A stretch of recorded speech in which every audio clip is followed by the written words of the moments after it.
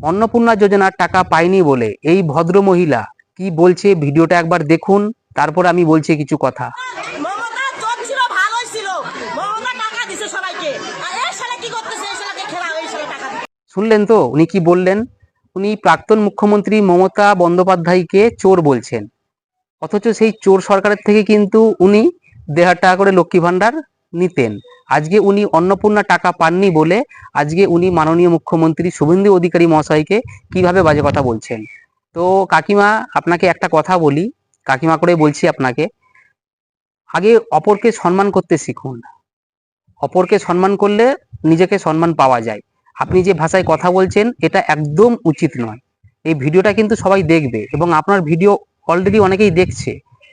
তো আমার কাছে কথা হচ্ছে যে টাকা তো সবাইকেই দিচ্ছে, প্রায় 1.5 কোটি মহিলাকে দিয়েছে, 3,000 টাকা করে দিয়েছে, এখনো সবাইকে দেবে। যারা যোগ্য বিবেচিত হবে, ভেরিফিকেশনের কাজ চলছে, সবাই পাবে, আস্তে আস্তে সবাই পাবে।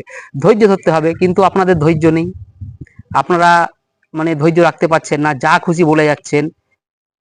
তো একটা কথা, যে একবার কই বলছেন না তো যে আমাদের এই সমস্ত ভাতা দরকার নেই, আমাদের টাকা লাগবে না, আমাদের ঘরের ছেলে মেয়েদের চাকরির ব্যবস্থা করা হোক, কর্মসংস্থান বাড়ানো হোক, সেগুলো কিন্তু একবারও বলছেন না। টাকা পাননি বলে টাকার নেশায় আপনি যা খুশি বলে যাচ্ছেন। আজকে বলুন তো, আপনি কি মানে এটা কোনোদিনও বলেছেন বা কেউ বলছে এটা, যে সরকারি হসপিটালে পর্যাপ্ত পরিমাণে ডক্টর বাড়ানো দরকার, স্টাফ বাড়ানো দরকার, নার্স বাড়ানো দরকার? সেখানে গেলে একটা রিপোর্ট করতে গেলে 10 থেকে 15 দিন বা 1 মাস টাইম দিয়ে দেয়, কারণ পেশেন্টের চাপ বেশি।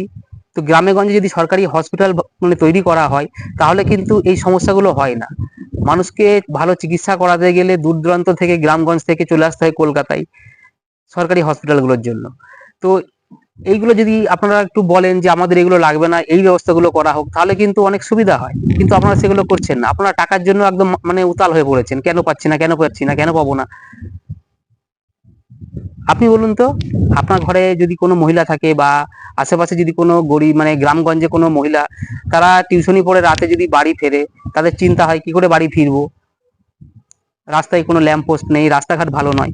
তো আপনারা বলুন যে আমাদের এই সমস্ত ভাতার টাকা 36,000 কোটি বা 40,000 কোটি বা 48,000 কোটি টাকা প্রতি মাসে না দিয়ে এই টাকাগুলো এই কাজে ব্যবহার করুন, তাহলে কিন্তু দেশের উন্নতি হবে, আমাদের ভালো হবে।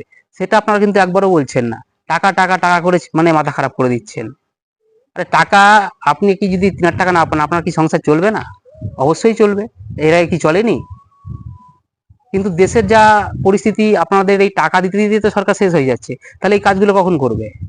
হ্যাঁ, প্রতিশ্রুতি দিয়েছিল, প্রতিশ্রুতি রাখছে, আস্তে আস্তে রাখবে, সবকিছুই হবে, কিন্তু